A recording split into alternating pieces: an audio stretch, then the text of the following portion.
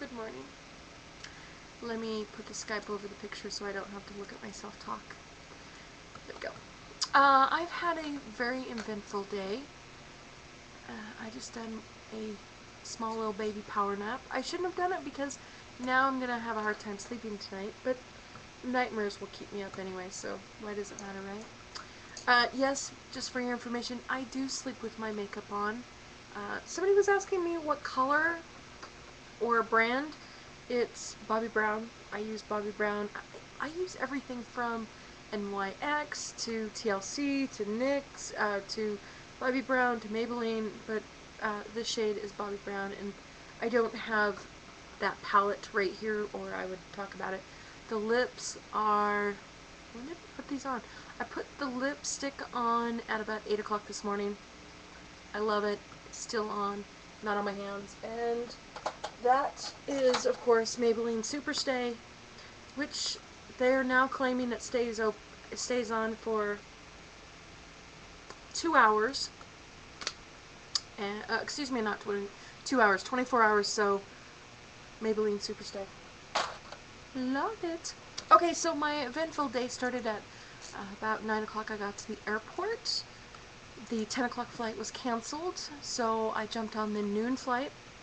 I didn't think that I was able to get on that flight because of the 10 o'clock flight canceling, and of course I'm an employee. I don't have the same rights as a normal passenger.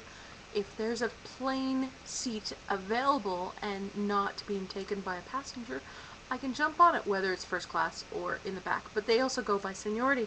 So the more years you have with the company, and it has to be that year, like Delta Airlines that year, or SkyWest, or Southwest, you're in that seniority. So, of course we were on SkyWest, so SkyWest people were first, Delta were second, and other airlines was third. So, anyways, I digress. Wow, that was straight out of Toby. Sorry. So, let's see.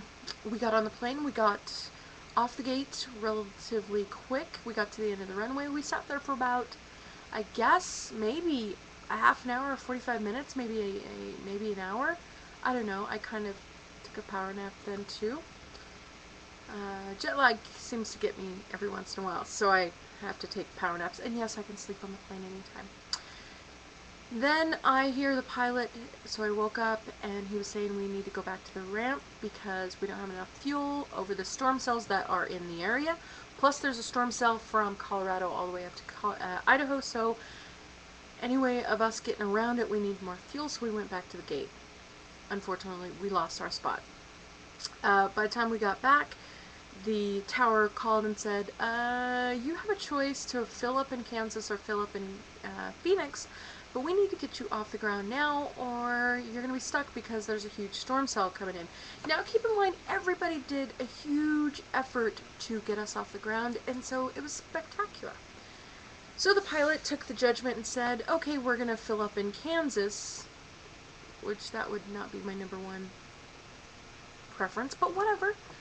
We got to the end of the runway. Unfortunately, we didn't beat the storm cells. They moved faster than we could, and we were stuck on the ground for 2 hours. Well, at this point, it's now 3 hours in the plane without being able to get off, which is not an issue because the plane ride to Salt Lake City is 2 hours and like 24 or 34 minutes, so it's not that bad.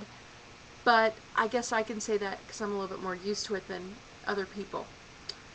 So we sat on the runway, and the pilot came on and said, if we're not off the ground in 15 minutes, unfortunately, we'll have to go back to the gate because of the DOT rules. So, of course, everybody was like, what's the DOT rule? And I, of course, put my badge in my jacket and said, let me tell you about this DOT rule. Well, if you're on a plane, on the tarmac for more than 3 hours, they must take you to the gate, or for every person that's on the plane, that airline will get a huge fine. Plus the plane will get a fine for staying on the tarmac also. And they're like, well, that's totally cool. And I said, well, unfortunately, that will make us miss our spot, which at that point, we were the next one to take off. That's how close we were. And everybody's like, whoa, whoa, whoa, no, no, no, stay on the runway. Unfortunately, the DOT rules, our hands are tied. I'm saying it like it's my plane. their hands were tied. They had to take us back. We lost our spot again. When we sat at the gate, I want to say we were at the gate for, I don't know, maybe 2 or 3 hours at that point. I don't know. I was in and out of sleepiness. But we found out we were like 47th in line, so they called us when they were close. They loaded the plane back with passengers. Unfortunately, when they were telling everybody to go ahead and go eat, unfortunately, they said, well, fortunately, they said stay in the area. Please stay in the area, because once we load and we get the idea of we're about to leave, we're going to load. And unfortunately, these 6 people thought that they could just go get a 20-course meal, and they disappeared. So by the time that they were found, it was almost a half an hour after everybody else got on the plane. So we missed our window yet again. We finally boarded, got out to the end of the runway, and we were stuck in another storm, so we didn't get off the ground in time. So we stayed there for 2-ish hours or so, and eventually we finally got off the ground. It was very bumpy until about 30 or 35,000 feet. Then we kind of mellowed out. Every once in a while we'd jump around because, you know, the storm's going on down below and air's pockets are raising. So for the most part, the pilot and the first officer did an amazing job keeping us informed. Fantastic keeping us informed. The flight crew was really enjoyable. They were very attentive. They kept us hydrated. They kept us, you know, just basically informed of everything. The flight attendants were going out of their way to make everybody happy. The most disappointing thing is, of course, you have those few that think they know everything about the airline, and they were like, well, if the ramp's closed, then why is that guy driving? Well, you got one guy over there named Bubba, or maybe something, and he's like, dude, I don't see any lightning in the area. Okay, well, just because he's an idiot doesn't mean that everybody else has to be an idiot. So, unfortunately, with those people, it kind of started a big swarming of hatred on the plane, and then it, for some reason, lightened up, and then everybody turned into a comedian, and so it got interesting. When we did take off, a round of applause for almost every single person on the plane, and at some point some lady says goodbye, and screamed it goodbye, and then she inserted the city name. So it was quite interesting, to say the least. So the time that I was supposed to leave is about 10 o'clock this morning. I should have been home by 1, and I ended up walking through the door at 9:30 tonight. So, to say the least, 12 hours stuck in an airport or stuck in an airplane. And you know what? It really wasn't that bad.